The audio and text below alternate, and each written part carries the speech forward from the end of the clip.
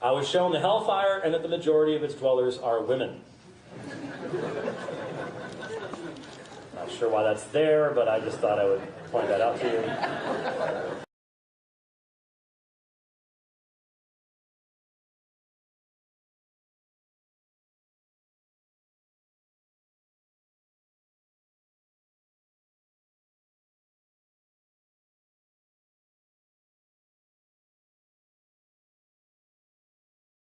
For you ladies, priest's daughter. Leviticus chapter 21 verse number 9. Suppose a priest's daughter makes herself unclean by becoming a prostitute. Then she brings shame on her father.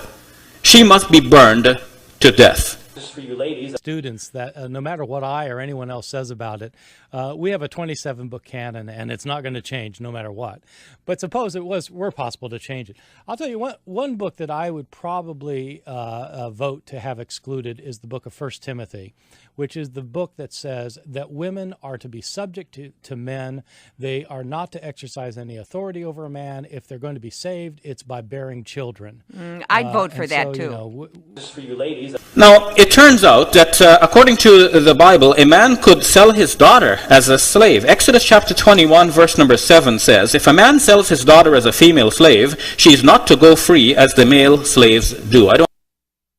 If he's going to be consistent, he just needs to just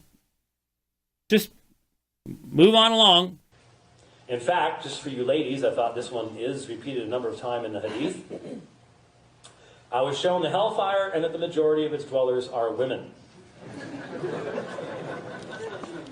Not sure why that's there, but I just thought I would point that out to you.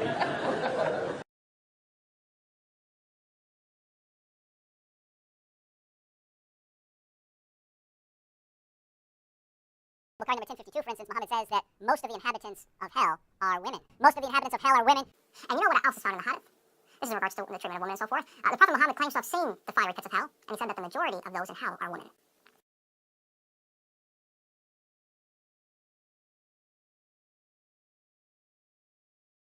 Could you explain to us the hadith of the Prophet ﷺ that the majority of people in hell will be women? How can that be reconciled with the other teachings of Islam that women are no worse than men?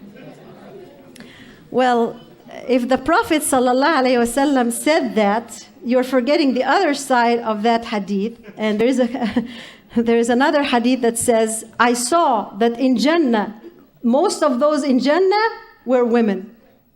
So you're forgetting that one, and you're emphasizing the one of the hellfire. Simply because, they never mentioned that one. You're so correct. Is, these hadiths that talk about whether or not there's, that there's more women in hellfire than men? Do you know that actually, in the chapter of Sahih Muslim that deals with this issue, the first report in that chapter is an opinion of Abu Huraira. It's not a prophetic hadith, it is an opinion of Abu Huraira.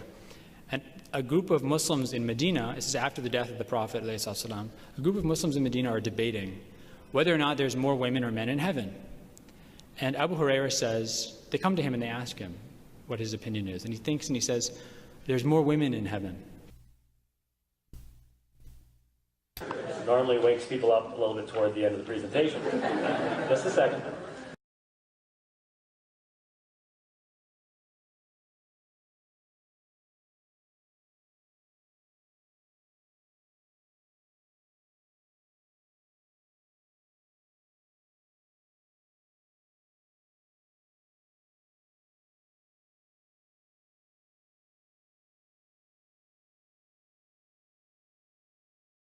And that I have read Sahih Bukhari, almost finished with Sahih Muslim, the Muwatta of Malik, all the Hadith Qudsi.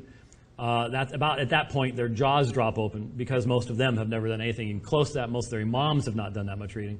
And so they're just like, you're kidding me. You're kidding me. But the excuse, the reason is given is not one that we would find overly compelling, because he was asked, why is that? And the answer had to do with the fact that women could not pray during their periods, and that their testimony is worth only half of that of a man. To which I think most Muslim women thought in their minds, but did not speak with their mouths, yeah, but those are your rules. But that was the answer that was given at that point in time. Why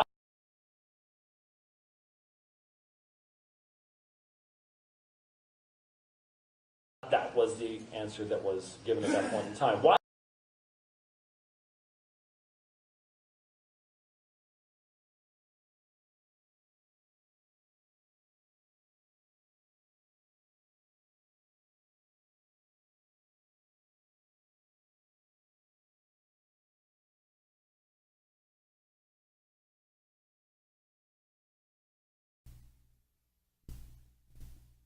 Second part of all these hadiths. No one ever talks about the second parts of the hadiths, right? Where the Prophet says to the women he's talking to, he's trying to give them lessons to help them improve their lives. So he says, you know, تُكْثِرْنَا اللَّعْنَ وَتُكْفِرْنَا الْعَشِيرَ. You're women, you're cursing a lot, and you're being ungrateful to your husbands. And he continues and he says, what is ungrateful? It means your husband is always good to you, but then one day he doesn't do something good for you, and you say to him, I've never seen anything good from you. And this is a very interesting phrase. I think maybe people in the room have heard the phrase before, right? It's possible. It's very good advice the Prophet is giving these women. He's saying, be grateful when you have a good husband. And then in other hadiths, he gives advice to men. And yet we still are obsessed with our own, because of the worldview from which we come, we're obsessed with reading these hadiths through this kind of, what sometimes people call a hermeneutic of suspicion. We look at these hadiths and we're suspicious of them. These are sexist hadiths. That was the answer that was given at that point in time. Why? Oh, the Prophet, this is a misogynist hadith. This is a sexist hadith. No, it's not. Because the very people, not only the companions of the Prophet, but generations and generations of Muslim scholars after them never thought this was saying that actually there are more women in hellfire than men. They never interpreted it like that. As I said, most of them actually believe that there are more women in heaven than men.